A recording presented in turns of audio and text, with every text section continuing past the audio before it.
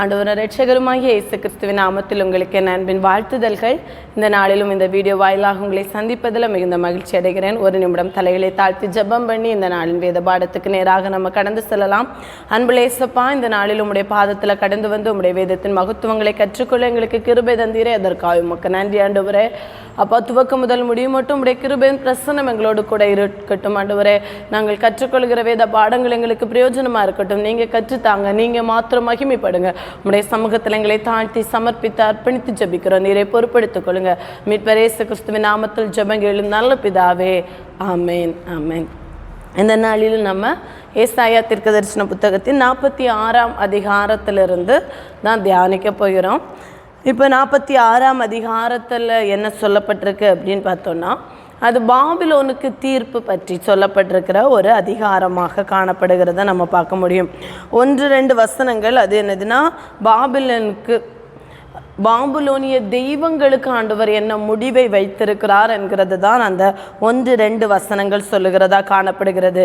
பேல் பனியும் நேபோ குனியும் அவைகளின் விக்கிரகங்கள் காட்டு மிருகங்களுக்கும் நாட்டு மிருகங்களுக்கும் சுமையாகும். நீங்கள் சுமந்த சுமைகள் இளைத்து போன மிருகங்களுக்கு பாரமாயிருக்கும். அவைகள் ஏகமாய் குனிந்து பணியும். சுமைகளை அவைகள் தப்புவிக்க மாட்டாது. அவைகள் தாமே சிறைப்பட்டு போகும். அதாவது பேல் என்கிறது என்னன்னா, அதோடைய அர்த்தம் என்ன?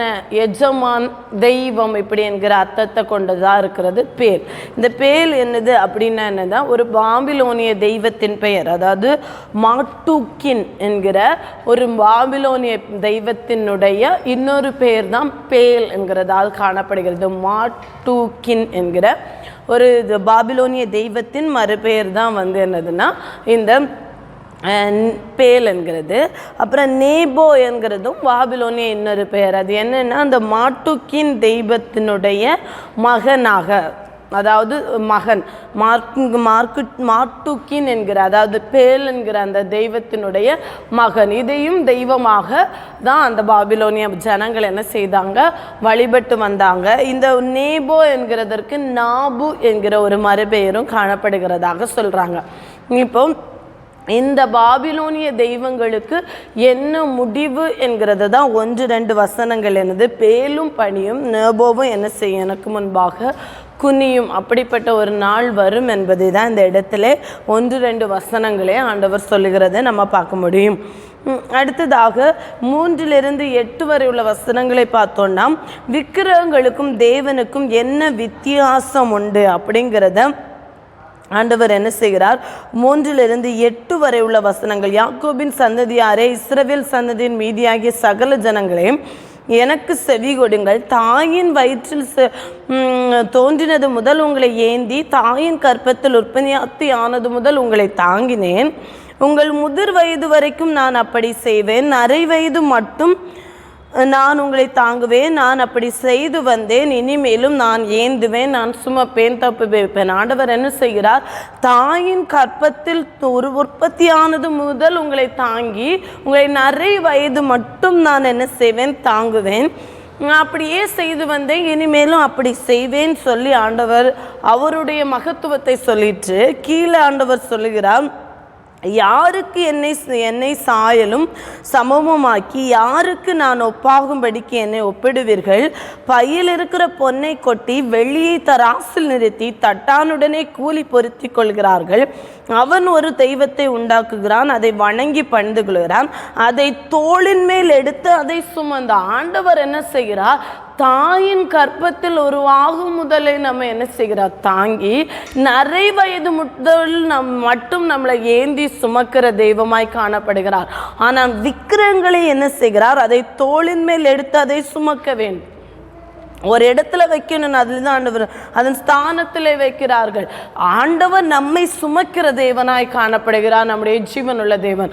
ஆனால் விக்கிரகங்களை என்ன செய்ய வேண்டும், நான் தான் சுமந்து அதனுடைய ஸ்தானத்தில் வைக்க வேண்டும் அப்படிங்கிற ஒரு வித்தியாசத்தை ஆண்டவர் இந்த இடத்துல இஸ்ரவேல் ஜனங்களுக்கு, நீங்கள் விக்கிரகங்களை நாடி தேடுறங்க, பாபிலோனிய தெய்வங்கள் எங்கே எந்த விக்கிரகங்களை பார்த்தாலும் இஸ்ரவேல் ஜனங்கள் என்ன செய்கிறாங்க, அதை நாடி தேடுகிறார்கள்.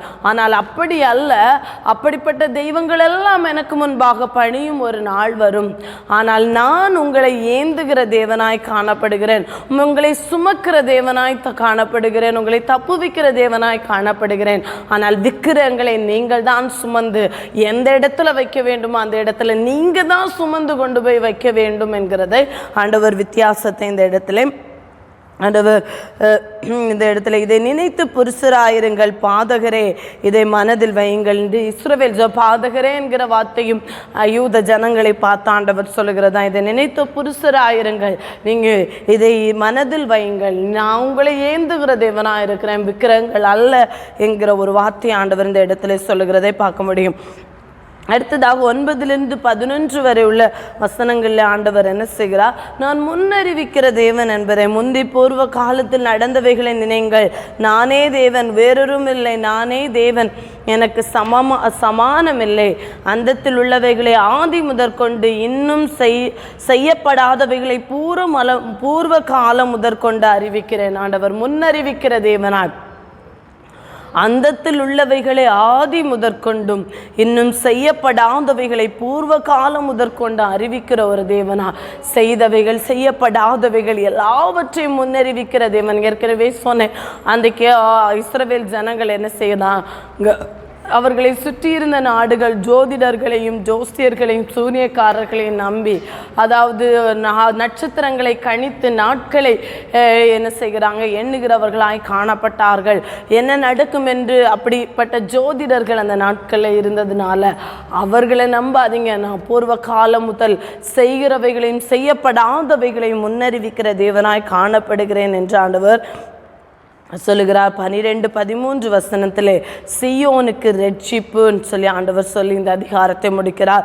முரட்டு இருதயம் உள்ளவர்களே, நீதிக்கு தூரமானவர்களே, எனக்கு செவி கொடுங்கள், என் நீதியை சமீபிக்க பண்ணுகிறேன், அது தூரமாயிருப்பதில்லை, என் ரட்சிப்பு தாமதிப்பதில்லை. நான் சியோனில் ரட்சிப்பையும் இஸ்ரவேலுக்கு என் மகிமையும் கட்டளையிடுவேன், என் நீதியை சமீபிக்க பண்ணுகிறேன், அது தூரமாயிருப்பதில்லை, என் ரட்சிப்பு தாமதிப்பதும் இல்லை, நான் சியோனில் ரட்சிப்பையும் இஸ்ரவேலுக்கு என் மகிமையும் கட்டளையிடுவேன் ஆண்டவர் சொல்லுகிறதை பார்க்கப்படுகிறோம்.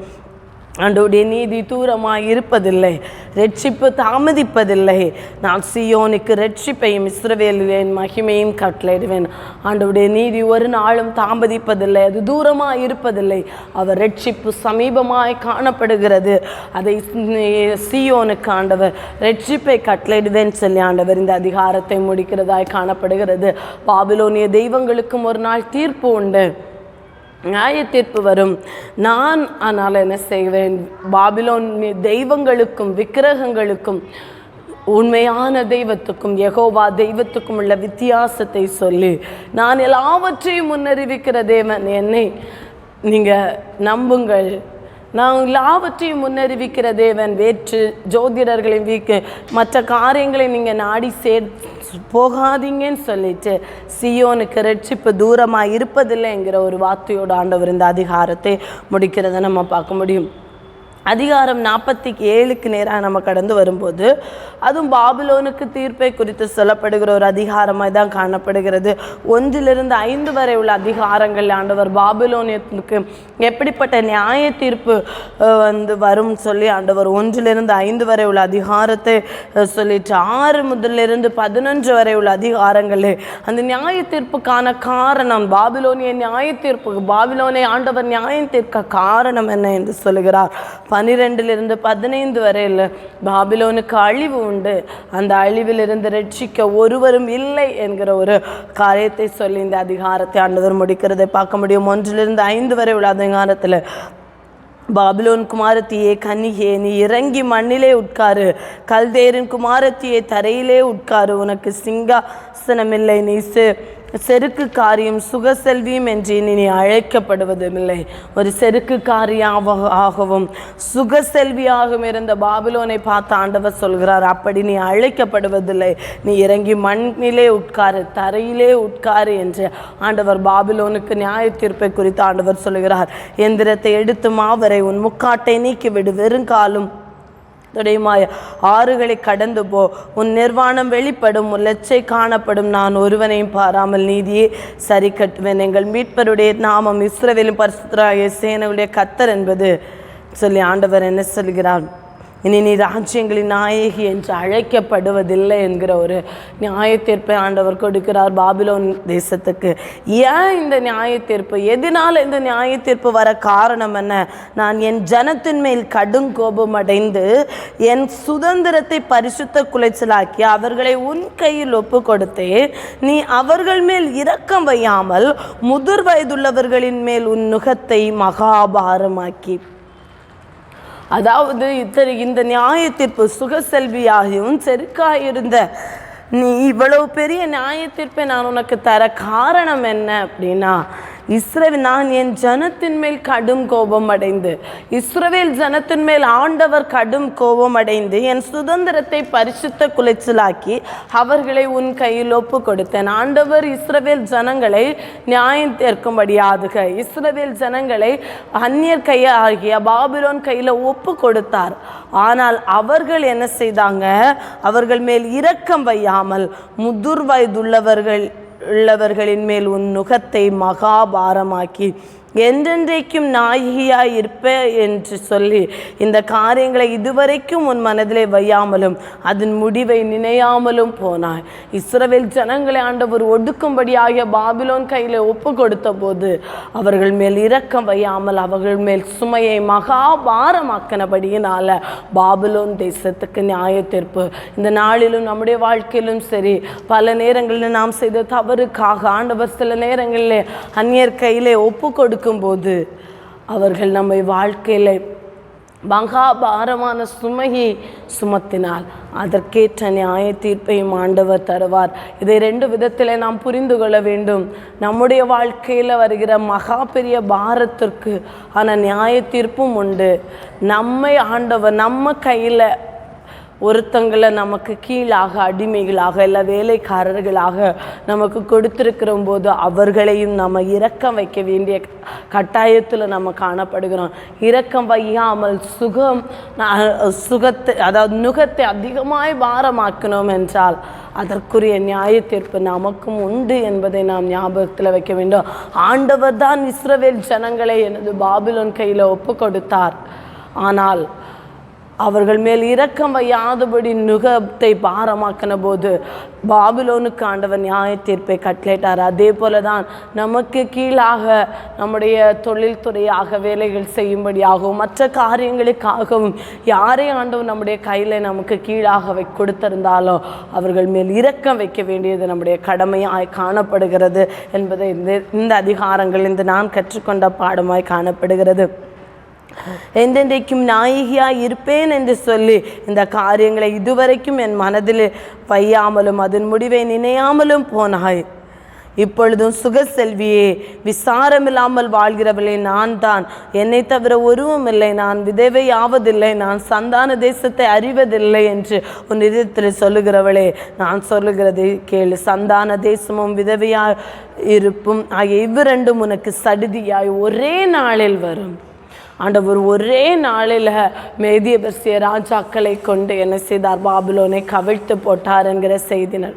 நம்ம சுகசெல்வியா, எனக்கு எதுவுமே வராது, நான் இந்த ஸ்டாண்ட்லேயே இருப்பேன், நான் இப்படி தான் இருப்பேன், எனக்கு எல்லாமே சுமூகமாக இருக்கும், எல்லா காரியங்களும் எனக்கு நேர்த்தியாக இருக்கும் என்று சுகசெல்வியாக சுகபோகமான வாழ்க்கை வரும் என்றால் வாழ்வோம் என்றால் இந்த நாட்களில் பாபிலோனுக்கு ஆண்டவர் சொல்லுகிறார், ஒரே நான் சந்தான தேசமும் விதவை இருப்பும் ஆகிய இவ்விரண்டும் உனக்கு சடிதியாக ஒரே நாளில் வரும். அதே போல ஒரே இரவில் கழிப்பாக பாபிலோன் தேசம் கழித்து கொண்டு கழிப்பாக இருக்கிற அந்த ஒரே இரவில் மேதிய பெர்சிய ராஜாக்களினால் என்ன செய்யப்பட்டது என்றால் பாபிலோன் சிறைபிடிக்கப்பட்டது. அப்படிப்பட்ட நாட்கள் வந்தது. ஆகையால் உன் தீங்கு உன்மேல் வரும், அது எங்கேருந்து உதித்தது என்று நீ அறியாய். விக்கினம் உன்மேல் வரும், நீ அதை நிவர்த்தியாக்க மாட்டாய். நீ அறியாதபடிக்கு சடுதியாய் உண்டாகும் பால்கடிப்பு உன்மேல் வரும் என்று சொல்லி ஆண்டவர் சொல்கிறார். 12:15 வரை உள்ள வசனங்களில் இந்த அழிவு உன்மேல வரும், ஆனாலும் என்ன செய்ய மாட்டேன், நீ அவனை ரட்சிக்க ஒருவரும் வரமாட்டாங்க அப்படின்னு சொல்லி ஆண்டவர் அந்த இடத்துல சொல்லுகிறதை பார்க்கிறோம். 15ஆம் வசனம் சொல்லுகிறோம், உன் சிறு வயது முதல் நீ பிரயாசப்பட்டு எவர்களுடன் வியாபாரம் பண்ணினாயோ அவர்களும் அப்படியே இருப்பார்கள், அவரவர் தங்கள் போக்கிலே போய் அலைவார்கள், உன்னை ரட்சிப்பாரில்லை. உனக்கு தீங்கு வரும், பாபிலோனுக்கு அழிவு வரும், ஆனால் ஒருவரும் உன்னை ரட்சிப்பதில்லை என்கிற செய்தியோடு ஆண்டவர் இந்த அதிகாரத்தை முடிக்கிறதை பார்க்க முடியும். 48ஆம் அதிகாரத்தின் நேரு கடந்து வரும்போது அந்த இடத்துல ஆண்டவர் 1-2 வசனங்களிலே இஸ்ரவேலுக்கு தேவனுடைய வார்த்தையாக ஆண்டவர் சொல்லுகிறார். 3-8ஆம் அதிகாரத்தின் முதல் பாட்டு வரை 8a வரைக்கும் ஆண்டவர் என்ன சொல்லுகிறார் என்றால், தேவன் முன்னறிவிக்கிறவர், நான் முன்னறிவிக்கிற தேவன் என்பதை சொல்லுகிறார். 8b அதாவது 8ஆம் அதிகாரம் செகண்ட் பார்ட்லேருந்து 8வது வசனம் செகண்ட் பார்ட்லேருந்து 19ஆம் அதிகாரம் வரைக்கும் ஆண்டவர் எதை சொல்லுகிறார் என்றால், யூதாவின் கீழ்ப்படியாமையும், கீழ்ப்படிந்தால் ஆசீர்வாதம், கீழ்ப்படியாவிட்டால் என்ன செய்யும் வரும், அழிவு வரும் என்பதை ஆண்டவர் சொல்லுகிறார். யூதாவிற்கான கீழ்ப்படியாமையும் கீழ்ப்படிந்தால் ஆசீர்வாதம் என்கிற செய்தி ஆண்டவர் சொல்லுகிறதை பார்க்க முடியும். 20-21 வசனங்கள் 20 பாபிலோனிலிருந்து மீட்புண்டாகும், பாபிலோனிலிருந்து மீட்கப்படுவீர்கள் என்கிற ஒரு செய்தியோடு இந்த அதிகாரம் முடிவதை பார்க்க முடியும். 1-2 வசனங்கள் ஆண்டவர் சொல்லுகிறார், இஸ்ரவேல் என்னும் பெயர் பெற்று யூதாவின் நீரூற்றிலிருந்து சுரந்தவர்களும் கர்த்தருடைய நாமத்தின் மேல் ஆணையிட்டு உண்மையும் நீதியும் இல்லாமல் இஸ்ரவேலின் தேவனை அறிக்கையிடுகிறவர்களுமான யாக்கோபின் வம்சத்தாரே. ஆண்டவர் இஸ்ரவேல் ஜனங்களை தமக்கு சொந்தமாக்கி அவர்களை எகிப்தின் அடிமைத்தனத்திலிருந்து மீட்டெடுத்து கானான் தேசத்தை அவர்களுக்கு சுதந்திரமாக கொடுத்த அந்த ஜனங்களை பார்த்து ஆண்டவர் சொல்கிறார், இஸ்ரவேல் என்னும் பெயர் பெற்று, இஸ்ரவேல் என்கிற பெயரை பெற்று யூதாவின் நீரூற்றிலிருந்து சுரந்தவர்களும் கர்த்தருடைய நாமத்தின் மேல் ஆணையிட்டு, அடுத்த வசனம் உண்மையாகவே ஆண்டவர் சொல்கிறார், உண்மையும் நீதியும் இல்லாமல் இஸ்ரவேலின் தேவனை அறிக்கையிடுவர்களுமான யாக்கோபின் வம்சம். உண்மையும் நீதியும் இல்லாமல் இஸ்ரவேலின் மேல் அறிக்கையிடுகிறவர், இஸ்ரவேலின் தேவனை அறிக்கையிடுகிறவர்களுமான யாக்கோபின் வம்சத்தாரை. இன்றைக்கி நம்முடைய வாழ்க்கையில் உண்மையும் நீதி இல்லாமல் ஆண்டவரை ஆராதிக்கிறோமா, இல்லை உண்மையும் நீதியுமாய் ஆண்டவரை ஆராதிக்கிறோமா என்பதை சற்று நாம் யோசித்து பார்க்க கவனிக்கணும். ஆண்டவர் இஸ்ரவேல் ஜனங்களை பார்த்து சொல்லுகிறார், உண்மையும் நீதியும் இல்லாமல் இஸ்ரவேலின் தேவனை அறிக்கையிடுகிறார். இன்றைக்கு இஸ்ரவேல் ஜனங்கள் இஸ்ரவேலின் தேவனை அறிக்கையிட்டார்கள், ஆனால் அவர்களிடத்தில் என்ன இல்லை, உண்மையும் நீதியும் இல்லாமல் காணப்படுது. அவர்கள் தங்களை பரிசுத்த நகரத்தர் என்று சொல்லி சேனைகள் கர்த்தர் எனும் நாமுள்ள இஸ்ரவேலின் தேவன் மேல் பற்றுதலாக இருக்கிறார். தங்களுக்குள்ளே தாங்களே என்ன செய்கிறாங்க, பரிசுத்த நகரத்தார் என்று சொல்லி சேனைகளின் கர்த்தர் எனும் நாமமுள்ள இஸ்ரவேலின் தேவன் மேல் பற்றுதலாக இருக்கிறார்கள் சொல்லி ஆண்டவர் சொல்லிக்கிட்டோம். 3-8ஆம் அதிகாரம் வரை ஆண்டவர் சொல்கிறார், நான் முன்னறிவிக்கிற தேவன். எப்படிப்பட்டவைகளை முன்னறிவிப்பாரா, பூர்வ காலத்தில் நடந்தவைகளை ஆதி முதல் அறிவித்தேன், அவைகள் என் வாயிலிருந்து பிறந்தன, அவைகள் வெளிப்படுத்தினேன், அவைகளை சடுதியாய் செய்தேன், அவைகள் நடந்தன. நீ கடினமுள்ளவன் என்றும் உன் பிடரி நரம்பு இரும்பென்றும் உன் நெற்றி வெண்கலம் என்றும் அறிந்திருக்கிறேன். ஆகையால் என் விக்கிரகம் அவைகளை செய்ததென்று நான் செய்த சுரூபம், நான் வர்ப்பித்த விக்கிரகம் அவைகளை கட்டளையிட்டதென்று நீ சொல்லாதபடிக்கு நான் அவைகளை முன்னமே உனக்கு அறிவித்து அவைகள் வராததற்கு முன்னே உனக்கு வெளிப்படுத்தினேன். அதாவது நீ ஒரு விக்கிரகத்தை உண்டு பண்ணி, இதுதான் எனக்கு என்னை நடத்தி வந்தது, இதுதான் என்னை சுமந்து வந்தது, எகிப்தின் அடிமைத்தனத்திலிருந்து என்னை நடத்தி வந்தது என்னது ஆண்டவர். அதாவது மோசே மலையில் போய் இருக்கும்போது ஆரோனை கொண்டு ஒரு கன்றுக்குட்டியை வார்ப்பித்து என்ன சொன்னாங்க, எங்களை நடத்தி வந்த தெய்வம் இவைகளே என்று ஜனங்கள் என்ன செய்தாங்க, ஆர்ப்பரித்தாங்க. அந்த ஆண்டவர் சொல்கிறார், என் விக்கிரகம் அவைகளை செய்ததென்று நான் செய்த சுரூபமும் நான் வார்ப்பித்த விக்கிரகம் அவைகளை கட்டளையிட்டதென்று நீ சொல்லாதபடிக்கு நான் அவைகளை முன்னமே உனக்கு அறிவித்து அவைகள் வராததற்கு முன்னே உனக்கு வெளிப்படுத்தினேன். அவைகளை கேள்விப்பட்டாயே, அவைகளை பார், இப்பொழுதும் நீங்கள் அவைகளை அறிவிக்கலாம் அல்லவோ. இது முதல் புதியவைகள் ஆனவைகளையும் நீ அறியாத மறைபொருள் ஆனவைகளையும் உனக்கு தெரிவிக்கிறேன். அவைகள் ஆதி முதற்கொண்டு அல்ல, இப்பொழுதே உண்டாக்கப்பட்டன. இதோ அவைகளை அறிவேன் என்று நீ சொல்லாதபடிக்கு இந்நாட்களுக்கு முன்னே நீ அவைகளை கேள்விப்படவில்லையே. நீ கேள்விப்படவும் இல்லை, அறியவும் இல்லை. ஆதி முதல் உன் செவி திறந்திருக்கவும் இல்லை என்று ஆண்டவர் சொல்கிறார். இவைகளெல்லாம் நான் சொன்னேன், ஆனாலும் நீ என்ன செய்யலை, ஆதி முதற்கொண்டு உன்னுடைய செவி என்ன செய்யலை, திறந்து வைத்து இவைகளெல்லாம் கேட்கவில்லை என்று ஆண்டவர் என்ன செய்யணும். இவைகளெல்லாம் முன்கூட்டியே உனக்கு அறிவித்தேன், முன்னாலேயே எல்லாவற்றையும் சொன்னேன், ஆனால் உன்னுடைய செவி என்ன செய்யவில்லை, திறந்திருக்கவில்லை என்று இஸ்ரவேல் ஜனங்களை பார்த்து ஆண்டவர் சொல்கிறார். பியிலிருந்து 8வது வசனம் 2வது பாட்டிலிருந்து 19வது வசனம் வரை ஆண்டவர் எதை பற்றி சொல்லுகிறாரு என்றால், நீ கீழ்ப்படிந்தால் உனக்கு ஆசீர்வாதம், கீழ்ப்படியாமையினால உங்களுக்கு அழிவு வரும் என்பதை சொல்கிறார். நீ துரோகம் பண்ணுவாய் என்பதையும் தாயின் கற்பத்திலிருந்து தொடங்கி நீ மீறுகிறவன் என்று பெயர் பெற்றதையும் அறிந்திருக்கிறேன். என் நாமத்து நிமித்தம் என் கோபத்தை நிறுத்தி வைத்தேன். அதாவது உன்னுடைய செவி திறந்திருக்கவில்லை, நான் இவைகளெல்லாம் முன்னறிவித்தேன், உன்னுடைய செவி திறந்திருக்கவில்லை. நீ எனக்கு துரோகம் பண்ணுவாய் என்பது எனக்கு தெரியும், தாயின் கற்பம் தொடங்கி நீ என்னை மீறுகிறவன் என்றும் எனக்கு தெரியும். அப்படி இருந்தும் என் நாமத்து நிமித்தம் என் கோபத்தை நிறுத்தி வைத்தேன். உன்னை சங்கரிக்காதபடிக்கு நான் என் புகழ்ச்சி நிமித்தம் உன்மேல் பொறுமையாயிருப்பேன். இதோ உன்னை புடமிட்டேன், ஆனாலும் வெள்ளியை போலல்ல, உபத்திரவத்தின் குகையிலே உன்னை தெரிந்துகிட்டேன். என் நிமித்தமே அப்படி செய்வேன். என் நாமத்தின் பரிசுத்தம் எப்படி குலைக்கப்படலாம். ஆண்டவரின் வசனங்களை எதை பற்றி சொல்லுகிறார் என்றால், நீ இப்படிப்பட்டவன், நான் எல்லாவற்றையும் உனக்கு முன்கூட்டியே சொல்லி இருந்தோம், நீ என்னுடைய செவியை கொடுத்து இதையெல்லாம் கேட்கல, அப்படி இருந்தும் நான் உன் மேலே என்ன செய்தேன், பொறுமையாக இருந்தேன். காரணம், என் நாமத்துக்கு பரிசுத்த குலைச்சல் ஆகிவிடக்கூடாது, என் நாமம் தூசிக்கப்பட்டு விடக்கூடாது என்கிற ஒரு காரணத்திற்காக உன்மேல் பொறுமையாக இருந்தேன். அதாவது எகிப்தில் ஆண்டவர் கானான் தேசத்தை இருந்து இஸ்ரவேல் ஜனங்களை வழி நடத்தி கொண்டு வரும்போது வழியிலேயே கொன்று போட மோசையிடம் கேட்டபோது மோசே என்ன சொல்லுகிறார், இஸ்ரவேல் ஜனங்களை எனது எகிப்தின் அடிமத்தனத்திலிருந்து மீட்டு கொண்டு வந்த அந்த தெய்வத்துக்கு அவர்களை கானான் தேசத்தில் கொண்டு போய் சேர்க்க முடியாத காரணத்தினால இஸ்ரவேல் ஜனங்களை வழியிலே எல்லாவரையும் அழித்து போட்டார் என்று சொல்லாதபடிக்கு நீங்க இஸ்ரவேல் ஜனங்களை மன்னிங்கன்னு மோசே கேட்கிறார். இதுதான் காரியம். ஆண்டவருடைய நாமம் மகிமைப்படும்படியாக, ஆண்டவருடைய நாமத்திற்கு எந்த களங்கமும் வந்துவிடக்கூடாது என்பதற்காக ஆண்டவர் இஸ்ரவேல் ஜனங்கள் மேல் பொறுமையாக இருந்தார். இன்றைக்கும் நமக்கு ஆண்டவர் அதை தான் செய்து கொண்டிருக்கிறார். நாம் எவ்வளவோ பாவங்கள் செய்த போதிலும், ஆண்டவரை விட்டு பின்வாங்கி போன போதிலும், நிறைய நேரங்கள் ஆண்டவர் நம்மை அடிக்க சித்தமாயிருந்தும் அடிக்காதபடி பொறுமையாக இருக்க காரணம், நம்மை பார்க்கிற மற்ற ஜனங்கள் ஆண்டவரை ஆராதிக்கும்படி போனால் அதனால இந்த தீங்கு அவனுக்கு வந்தது என்று ஒருவரும் நம்மை பார்த்து சொல்லிவிடக்கூடாது என்கிற ஒரு காரணத்திற்காக ஆண்டவர் என்ன செய்கிறார் என்றால் நம்மேல் பொறுமையாக இருக்கிறார். அன்றைக்கும் இஸ்ரவேல் ஜனங்களை அப்படிதான் நடத்தி வந்தார். இன்றைக்கும் ஆண்டவர் அதை தான் செய்து கொண்டிருக்கிறார் என்பதை தான் பார்க்கிறோம். அதில் 14-15 வசனங்கள் மட்டும் கோரேசை குறித்து சொல்லப்படுகிறதா காணப்படுகிறது. நீங்கள் எல்லாரும் கூடி வந்து கேளுங்கள், கர்த்தருக்கு பிரியமானவன் அவருக்கு சித்தமானதை பாபிலோனில் செய்வான், அவன் புயம் கல்தேரின் மேல் இருக்கும் என்பதை இவர்களில் அறிவித்தவன் யார்?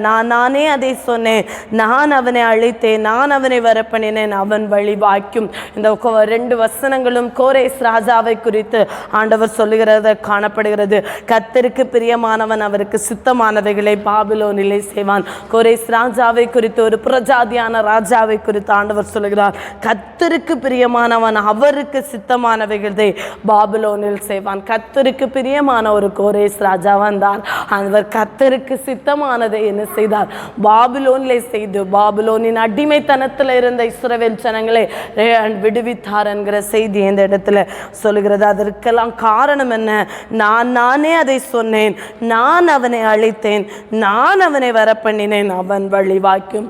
ஆண்டவர் தான் அவனை இதை சொன்னார், ஆண்டவர் தான் அவரை அழைத்தார், ஆண்டவர் தான் அவரை வரப்பண்ணினார், அவருடைய வழி வாய்க்கும். அதே போலதான் நம்மளுக்கு ஆண்டவர் தான் நமக்கு வாக்குத்தத்தங்களை கொடுத்தார், ஆண்டவர் தான் நம்மை அழைத்தார், அவர் தான் நம்மை இந்த பாதையில் வரப்பண்ணி இருக்கிறார். அவரே நம்முடைய வாழ்க்கை வழிகளை எல்லாம் வாய்க்க பண்ணுகிற தேவனாய் காணப்படுகிறார் என்பது தான் பார்த்துட்டு 17ஆம் வசனத்தின் கடைசி பார்த்து சொல்கிறது, நீ நடக்க வேண்டிய வழியிலே உன்னை நடத்துகிற உன் தேவனாகிய கர்த்தர் நானே. ஆண்டவர் என்ன செய்கிறாரா?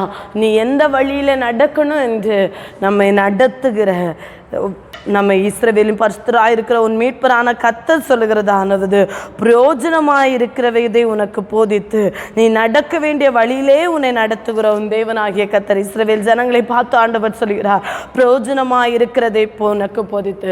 ஆண்டவர் நமக்கு எந்த சூழ்நிலையிலும் பிரயோஜனமாய் இருக்கிறதை மட்டும் நமக்கு போதித்து நம்மை நடக்க வேண்டிய வழியில நம்மை நடத்துகிற கர்த்தராய் காணப்படுகிறதை பார்க்க இருக்கிறார். 18-19 வசனங்களே, என் கற்பனைகளை கவனித்தாயானால் நலமாயிருக்கும்.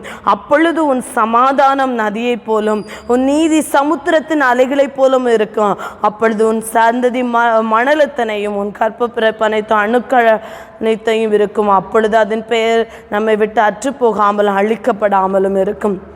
அதாவது கற்பனைகளை எல்லாம் கவனித்து நடந்தா உனக்கு சமாதானம் நதியை போல இருக்கும், நீதி சமுத்திரத்தின் அலையை போல இருக்கும் சொல்லி ஆண்டவர் சொல்லுகிறார். ஆண்டவர் என்ன செய்கிறார்? நம்மை பற்றி ஆண்டவருக்கு தெரியும், நாம் கீழ்ப்படிய மாட்டோம். இருந்தபோதில் ஆண்டவருடைய பரிசுத்த நாமத்துக்கு குலைச்சல் ஆகிவிடாதபடிக்கு ஆண்டவர் நம்ம மேல பொறுமையாக இருந்து ஒவ்வொரு நாளும் நடத்தி வருகிறார். அவர் நமக்கு பிரயோஜனமானவைகளை போதித்து நாம் நடக்க வேண்டிய வழியிலே நம்மை நடத்துகிற கர்த்தராய் காணப்படுகிறார். அவருடைய கற்பனைகளை மட்டும் நாம் கவனித்து நடந்தால் அப்பொழுது நம்முடைய சமாதானம் நதியை போலவும் நம்முடைய நீதி சமுத்திரத்தின் அலையை போலவும் இருக்கும் என்கிற ஒரு வாக்குத்தத்தத்தை ஆண்டவர் இந்த இடத்துல கொடுக்கிறது பார்க்க முடியும். 20-21-22 வசனங்களில் ஆண்டவர் சொல்கிறார், பாபிலோனிலிருந்து புறப்படுங்கள், கல்தேரை விட்டு ஓடி வருங்கள், கர்த்தர் தம்முடைய தாசனாகிய யாக்கோபை மீட்டு கொண்டார் என்று சொல்லுங்கள். இதை கெம்பீர சத்தமாய் கூறி பிரசித்தப்படுத்துங்கள், பூமி கடையாந்திரம் பட்டு வெளிப்படுத்துங்கள். ஒருவேளை இந்த அதிகாரங்கள் எல்லாம் எழுதப்படும் போது இஸ்ரவேல் ஜனங்கள் எந்த அடிமைத்தனத்துக்கும் நேராக கடந்து போகவில்லை. ஆனாலும் ஆண்டவர் ஏற்கனவே என்ன செய்தார்? சொல்லி வைத்திருக்கிறார். இதை ஏசாயா சொல்லும் போது ஒருவேளை இஸ்ரவேல் ஜனங்களுக்கு எங்க நம்ம பாபிலோனுக்கு என்ன போனோம் எங்க, அதாவது இந்த அதிகாரங்கள் இந்த தீர்க்க தரிசனங்கள் எல்லாம் எழுதும் போது பாபிலோன் ஒரு சிறிய நாடாக காணப்பட்டது. பாபிலோன் கண்டிப்பாக யூதா தேசத்தை எதிர்த்து போரிட போகுது என்கிற ஒரு அறிகுறியே இல்லாத ஒரு சூழல்லே ஏசாயா இந்த தீர்க்க தரிசனத்தை எல்லாம் சொல்லி வைக்கிறார். அன்றைக்கு இஸ்ரவேல் ஜனங்களுக்கு இது ஒரு நகைப்பாய் காணப்படலாம். ஆனால் பின் நாட்களில் இந்த தீர்க்க தரிசனங்கள் எல்லாம் நிறைவேறின போது தான் இஸ்ரவேல் ஜனங்களுக்கு புரிந்திருக்கும். அதே போல தான் இன்றைக்கு நாம் சொல்லி கொண்டிருக்கிறோம், பரலோகம்னு ஒன்று இருக்குது, நரகம்னு ஒன்று இருக்குது, ஆண்டவர் சீக்கிரமாய் வரப்போகிறார், அவர் தம்முடைய ஜனத்தை மத்திய வானத்திலே கூட்டி சேர்க்க போகிறார் என்று சொல்லும்போது பார்க்கிற அநேகருக்கு நகைப்பாய் காணப்படலாம். அது ஒரு நாள் நிறைவேறும் என்பது தான் வேத சத்தியம். அடுத்ததாக 49ஆம் அதிகாரத்துக்கு நேராக நம்ம கடந்து போகும்போது மேசியாவை குறித்த தீர்க்க தரிசனம் 1-9